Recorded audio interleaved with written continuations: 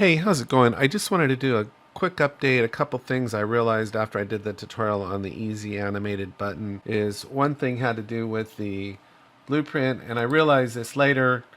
What you could do is you could do a flip-flop node here. And so instead of this end overlap, you could just do one thing here and just search for a flip-flop node. And I think this might be simpler is here. So one time turns it on, one time turns it off, where they come when they approach the button. That would probably make more sense. I just realized that.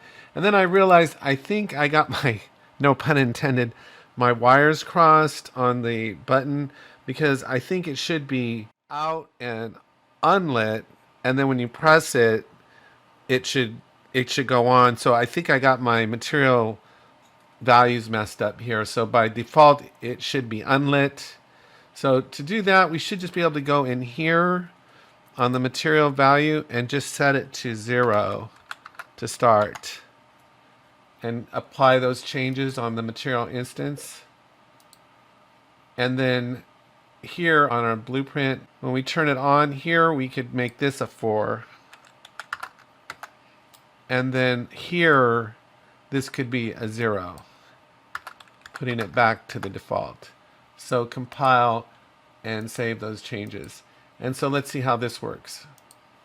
So you come in and the button's off, but it's out.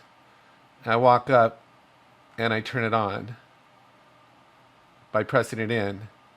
And then I walk away, nothing happens, right? But then I come back and I come back. Let's see. Is my value not changing? Let me see.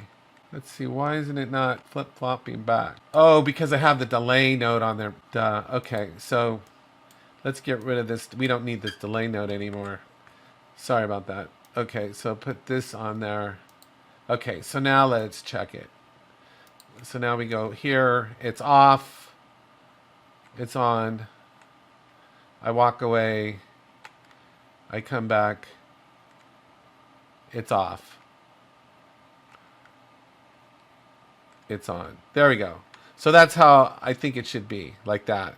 So anyway, I think that makes it a lot better. Anyway, I hope you found this helpful. Take care. Have a great day, and I'll talk to you next time.